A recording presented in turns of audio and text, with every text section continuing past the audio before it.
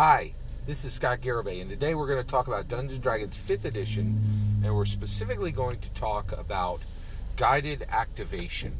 So, Dungeons & Dragons 5th Edition is, the current version of Dungeons & Dragons, and as such, it asks the same question that every version of Dungeons & Dragons is asked. What is Dungeons & Dragons?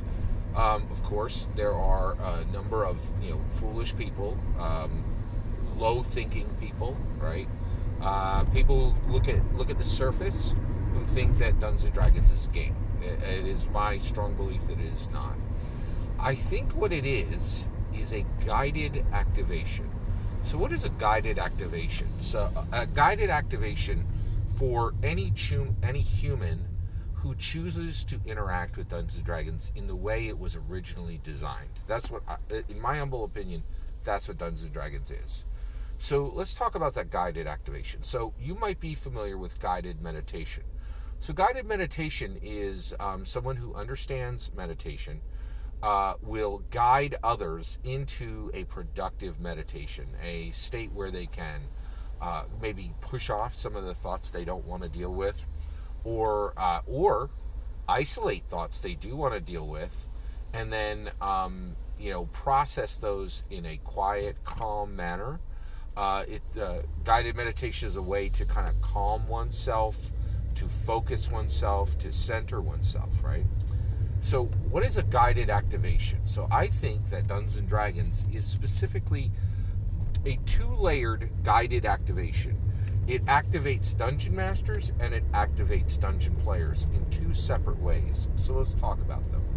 So basically, guided activation activates a human mind to begin to think in a 360-degree spectrum that no other activity that has ever been created does in the same way, or in as full and as certain and as also as in a blossoming way. Okay, the guided activation that Dungeons & Dragons is currently in, Gary Gygax built Dungeons & Dragons in 1974, and he set these principles into place, and then he pushed that forward for 12 years, and then what he did, and this is really important, is he broke off from the game and allowed others to continue to reinforce, right, and even slightly modify those principles so that Dungeons & Dragons would continue to serve as a guided activation.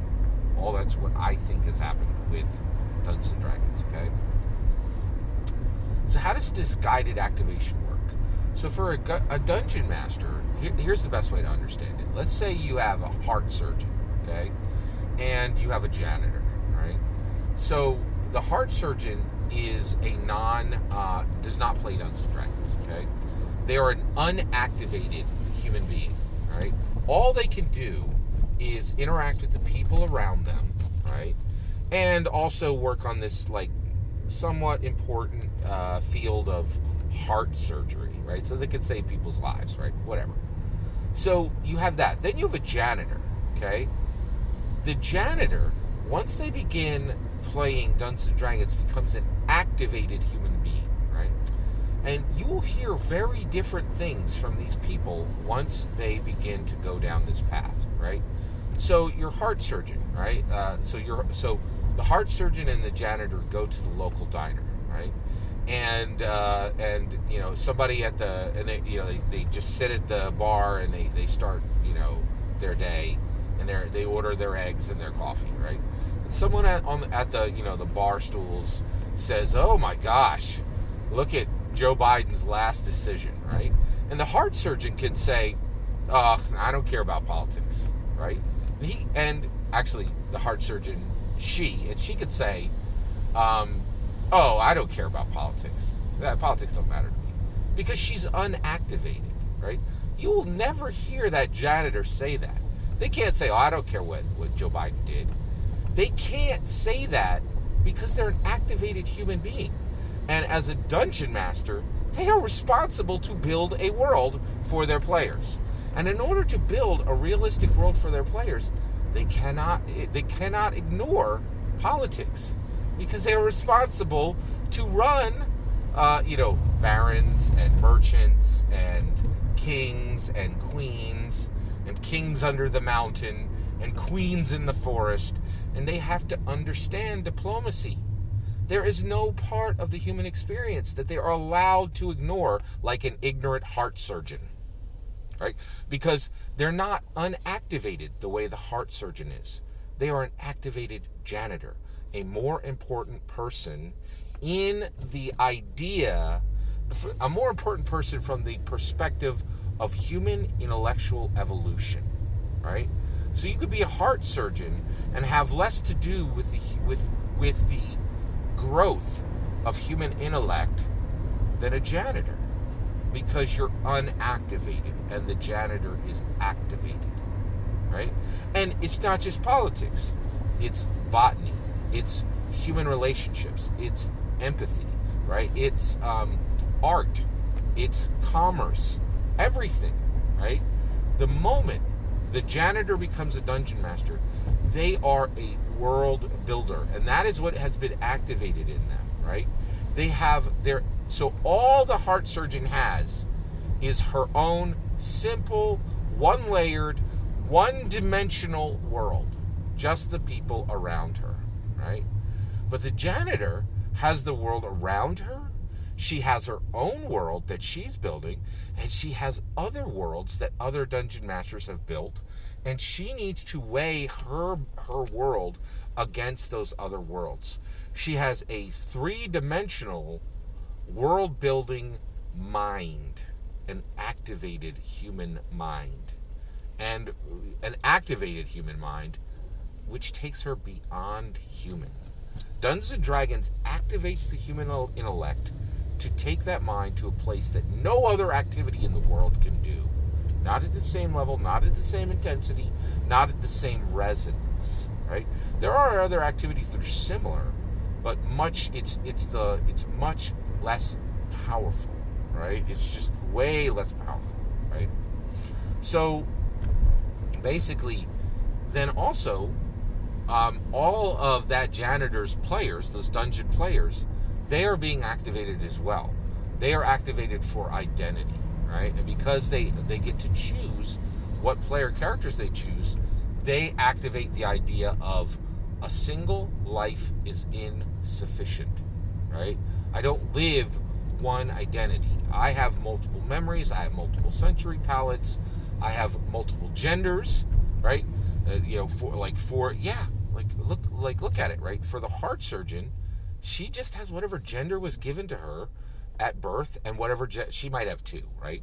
She might have whatever gender she was given to her at birth, and she has whatever gender she chose in this life. That's just two, right? But the activated player, the dungeon player of the janitor, right?